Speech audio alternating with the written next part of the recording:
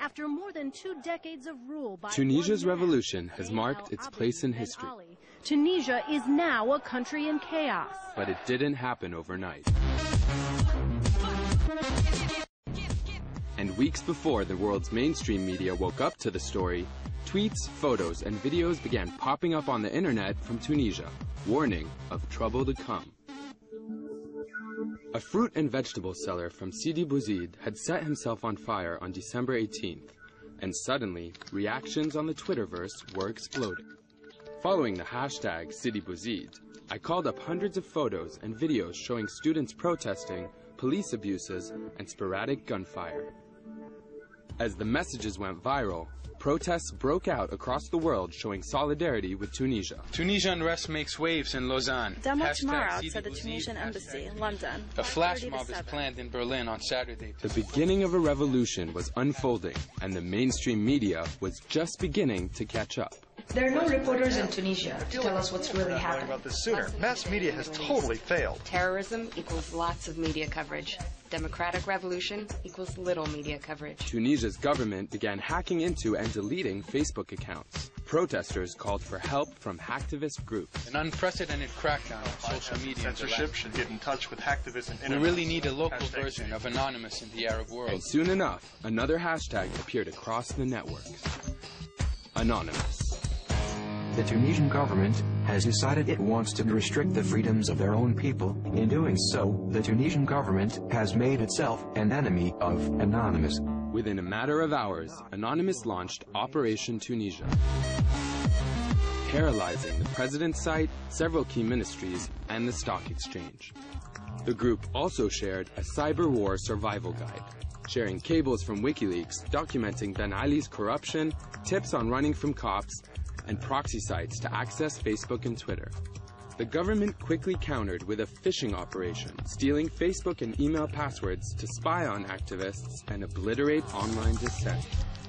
But tweets continued to spread, documenting a society's breakdown. The internet is reportedly cut off from Sidi Bouzid. People are creating barricades to protect their neighborhood. Students demonstrating in Klabia, 50 miles Injured young man shot by police in his back in Kafsa. For a full week, I watched the story unfold online, speaking to activists, using Facebook and Twitter as protests turned bloody. And on January 12th, with Ben Ali's regime on the verge of collapse, Time magazine finally found the story.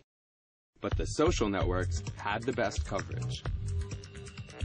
A new power structure had emerged, and protests had spread to other countries, and governments scrambled to buy time. Algeria steps up grain imports. King Abdallah of Jordan sacks government. Plus free food for a year to keep calm. But the anger had already rooted itself inside Arab minds. Through social networks, Egyptians had began drawing connections in late December. Egyptians should copy Tunisia revolt. Toppling their dictator. That will start a chain reaction in the Arab world. Tunisia solidarity demo on Sunday. Inspired by Tunisia's success, finally, the fear factor had broken. January 25th, a public holiday in Egypt, marking the day in 1952 that saw police back up the Egyptian people's resistance against British occupation. As people organized, they drew upon Tunisia's success, sharing pamphlets on peaceful protesting and self-defense. They made plans to circumvent police barricades, quickly capturing the world's attention.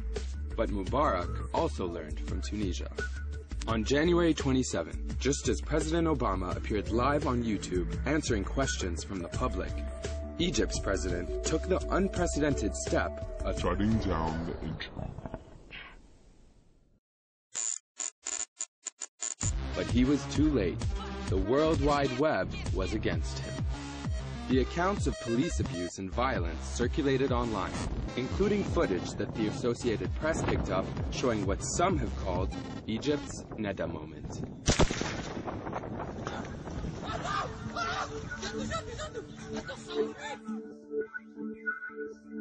A coalition of volunteers, organizations, and activists set up platforms to get the message out. Egyptians, email me if you want to post info on Twitter. To break the block on Twitter, use this proxy. Hotline numbers for legal aid and requesting lawyers.